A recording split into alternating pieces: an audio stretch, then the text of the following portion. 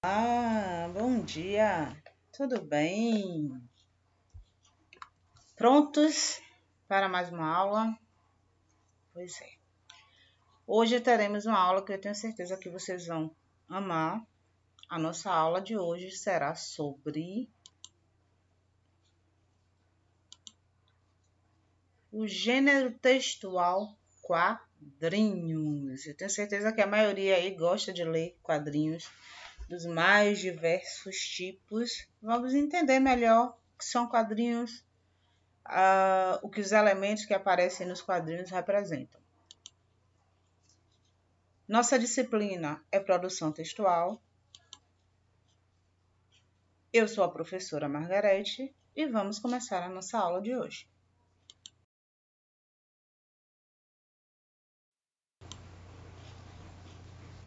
Ao falarmos sobre histórias em quadrinhos, lembramos daquelas fantásticas e divertidas trazidas pelos gibis ou revistas em quadrinhos, que as revistas em quadrinhos também são chamadas de gibis.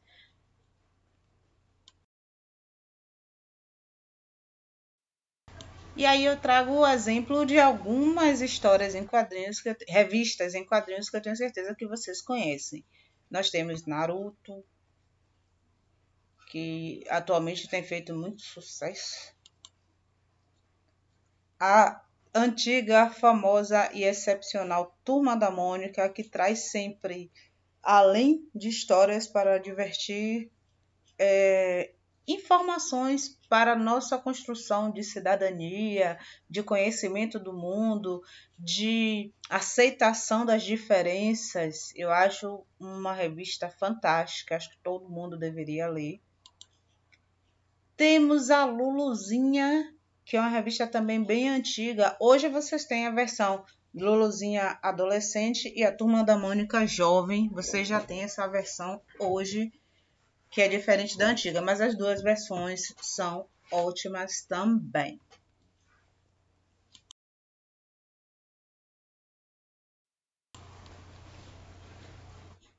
Elas quem? As revistas em quadrinhos. Compõem o quadro dos chamados textos narrativos. Então, as revistas em quadrinhos, elas são textos narrativos. Por quê? Elas narram, elas contam histórias, né? Onde a história se passa com diferentes tipos de personagens ocorridas em determinado local durante certo espaço de tempo. Então, as histórias em quadrinhos, elas têm todas as características dos textos narrativos. Vou falar devagar que eu estou embolando tudo. As histórias em quadrinhos, elas apresentam história. Algumas partes tem o narrador, tem um retângulozinho que o narrador fala, antecede o momento da história. Os personagens, as personagens das histórias, o local em que a história acontece, o tempo, o momento em que aquela história acontece, se desenvolve. Então, tudo isso é elemento que compõe a narração. Então, as histórias em quadrinhos, elas pertencem aos textos narrativos. Elas narram, elas contam histórias e elas apresentam os elementos que a narração apresenta. Personagens, enredo, que é o assunto contado, o local, que é o ambiente, o tempo, né?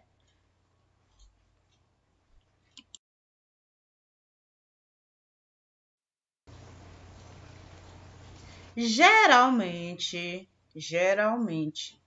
o objetivo maior da história em quadrinho é o entretenimento como forma de divertir, causar humor. Porque geralmente, algumas histórias, como eu falei, as revistas da Turma da Mônica, elas têm um diferencial que eu acho muito legal. Primeiro, é nossa, é brasileira. Eu acho isso fantástico. Maurício de Souza, para mim, é fantástico, que é o criador da Turma da Mônica. Segundo, aborda temas que fazem parte do nosso cotidiano, de maneira que vocês, jovens, possam entender com maior clareza, e aborda tudo. Na história da Turma da Mônica, vocês encontram revistas específicas sobre cidadania, sobre o meio ambiente, sobre o direito da criança e do adolescente, sobre problemas, né, de drogas, como evitar. além da inclusão social, tem personagem de todos os tipos. Todo mundo consegue se ver na revista da Turma da Mônica. Tem personagem negro, tem personagem que tem deficiência visual, tem personagem autista, tem personagem com síndrome de Down, tem personagem cadeirante, tem todo tipo de personagem que você imaginar. Então, todo mundo consegue se ver, todo mundo se identifica com alguém da Turma da Mônica. Então, além de trazer a parte do humor, a parte da diversão, traz também a parte de conscientização, a parte social, a parte em que você percebe características de ser cidadão através dessas abordagens da revista.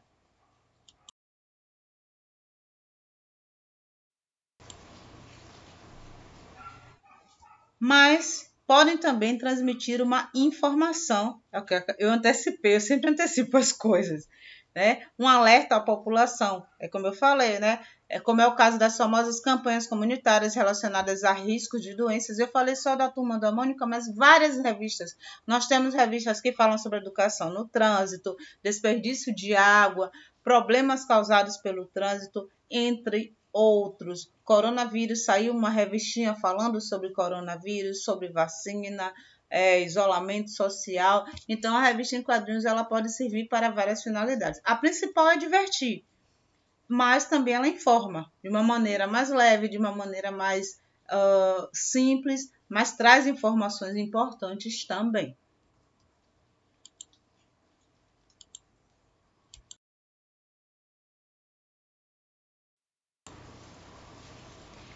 Características das histórias em quadrinhos. O que é que eu posso identificar, o que é que eu posso ver em um texto e saber que é uma história em quadrinhos? A primeira coisa são os quadrinhos. Claro, as histórias em quadrinhos elas aparecem dentro de quadrinhos, por isso que são chamadas de histórias em quadrinhos. Mas existem outras características também importantes. O diálogo entre as personagens aparece através de balões, sendo que elas variam muito de formato. Como, por exemplo, linhas contínuas, linhas seguidas sem interrupção, né? É uma fala sussurrada.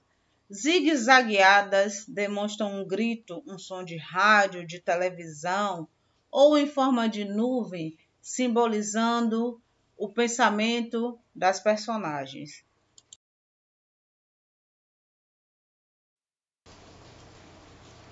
E aí eu trago aqui exemplos. Na verdade, não são as linhas contínuas. Contínua é a linha que não para, ininterrupta. Elas representam a fala da personagem. Quando é em formato de nuvem, com essas bolinhas, representa o pensamento. Dessa forma assim, tremida, o grito. As linhas, parecendo aqueles tracinhos que a gente fazia atividade de cobrir quando mais novos, é um cochicho, é um som baixo, é um sussurro.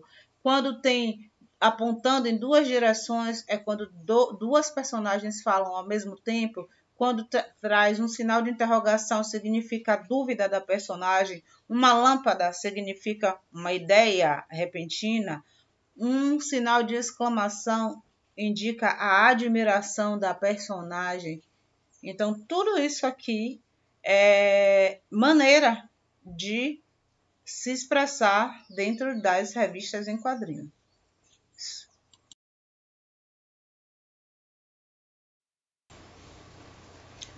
Aí eu trago mais, é a mesma coisa, só que de outra forma, né? Então, só para reforçar, uma fala normal, a linha, você vê que é a linha contínua, né? Você leu meu livro, você viu meu livro, alguma personagem perguntando. O pensamento de alguma personagem, olha a nuvem com as bolinhas. Onde estará meu livro? Grito, olha, parecendo os raios. Não, um cochicho, são tracejados, não são contínuos, são tracejados. Não conte isso para ninguém, é um cochicho, é um sussurro. Amor, pode fazer o balão em forma de coração, também com esses tracinhos significa que a pessoa ali ela está pensando em amor, ou se tiver a setinha, ela está falando com voz melosa, com voz doce, com voz carinhosa. A ideia, a pessoa pode só pensar a ideia, a lâmpada simbolizando esse pensamento de ideia. Então, são formas, como nós já falamos, de expressar o sentido da palavra. Porque quando nós falamos, existem gestos, existem expressões que vão combinar com o que falamos e aí as pessoas perceberão o que nós queremos dizer, que tom nós usamos, se estamos gritando, se estamos perguntando, enfim. E quando a palavra é escrita, como no caso dos quadrinhos, precisa dessa simbologia para representar o que aquilo significa.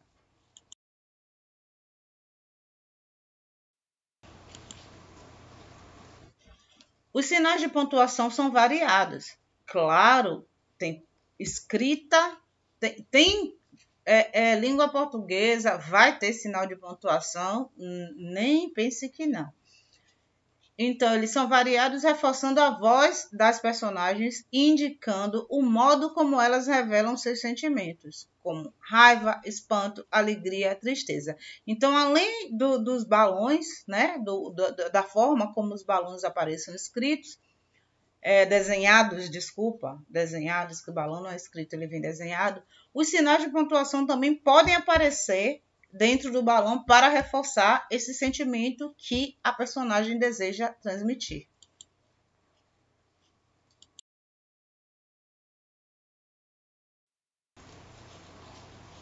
E aí eu trago exemplos de balões que têm sinais de pontuação. Tem várias coisas que a gente já falou que não é necessário repetir. Eu vou focar nos que têm sinais de pontuação. Então, aqui embaixo, na segunda linha, nós temos aqui um sinal de interrogação, onde o quê? A personagem está com dúvidas. Então, mostra a interrogação, é uma pergunta, é uma dúvida, é um questionamento. A exclamação, a personagem está admirada com alguma coisa, espantada com alguma coisa. Reticências, que vocês gostam de chamar de 3 pontinhos, mas o nome não é 3 pontinhos, é reticências. A personagem não consegue se expressar, ela não consegue concluir um pensamento, não consegue colocar para fora. Você pode usar reticências. O personagem está triste, chorosa, olha o balão como fica, parecendo que são lágrimas. A personagem cantando não é um sinal de pontuação, mas são símbolos que representam, olha as notas musicais representando. Personagem zangado, às vezes vem com palavras riscadas, como se fossem palavrões, ou vem todo pintado. Enfim, tudo isso é característica das revistas em quadrinhos também.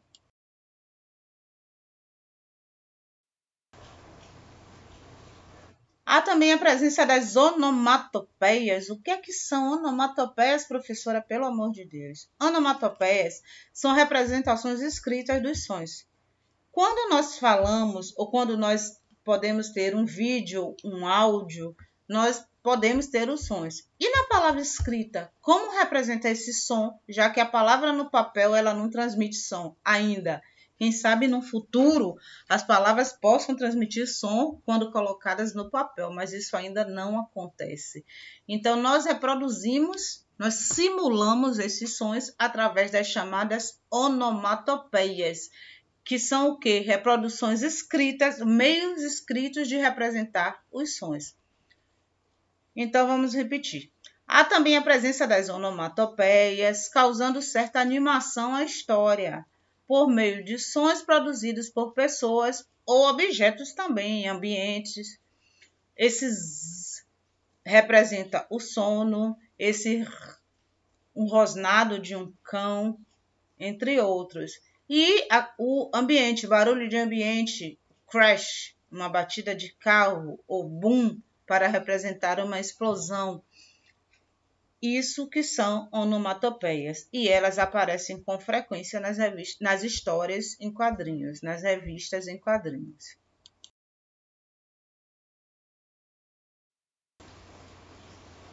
E aí aqui a gente tem exemplo. Medo, gloob, você vê que ele está roendo as unhas, mas aqui no balão ele não fala nada, mas esse gloop representa esse medo que ele sente. Nhaque, alguém comendo alguma coisa. O frio, brrr, e ainda o gelinho em cima das letras.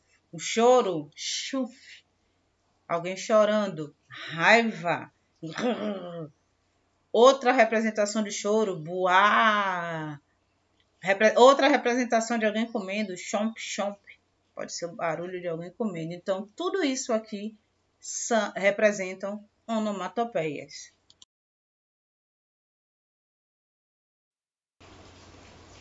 E aí eu trago outras onomatopeias. A gente encontra muitas onomatopeias, às vezes com nomes que não são em português, né? Mas alguns já foram incorporados à nossa língua de tanto encontrarmos em revistas em quadrinhos.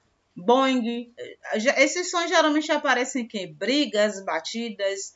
Boing, alguém dando uma cacetada na cabeça de alguém. Geralmente Turma da Mônica, quando Mônica dá uma coelhada em Cebolinha, aparece esse boing. Splash, algo derramando, alguém derramando algo em algum lugar. Smack, beijo, olha os corações representando que o carinho, alguém vem dar um beijo no rosto do amigo, do colega, da professora. Cabum, pode ser uma bomba explodindo, pode ser uma batida também.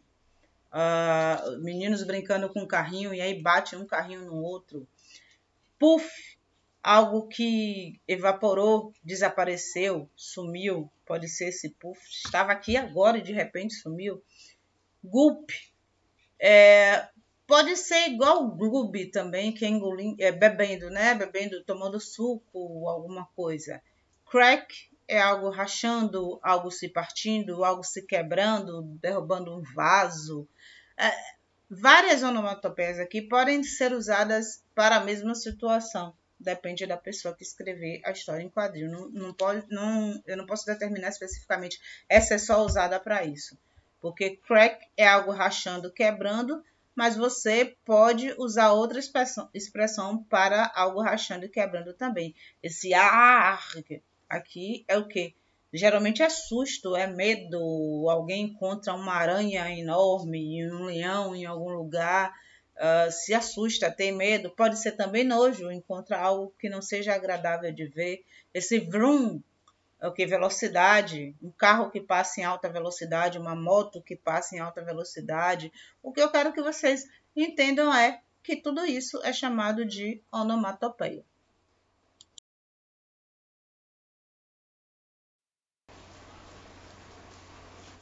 As onomatopeias, ou as histórias em quadrinhos, já perdi, né? Até que eu perco a palavra. São compostas por uma linguagem verbal e não verbal, fazendo uma associação entre imagens e palavras, procurando facilitar o entendimento do leitor. Você pode ter uma história em quadrinhos em que não tenha palavras, tenha só imagens e os balões com sinais de pontuação representando, ou com onomatopeias, ou você pode ter uma história em quadrinhos só com imagens, mas geralmente ela faz associação da linguagem verbal e não verbal, que nós já falamos. O que é isso? A linguagem verbal, ela se utiliza de palavras. No caso das histórias em quadrinhos, são palavras escritas. A linguagem não verbal, ela se utiliza de imagens. E, geralmente, a história em quadrinhos associa a linguagem verbal com a linguagem não verbal. Ela associa as palavras com as imagens. Mas eu posso ter uma história em quadrinhos que não tenha palavras, que tenha só imagens. Isso não é difícil de acontecer, não.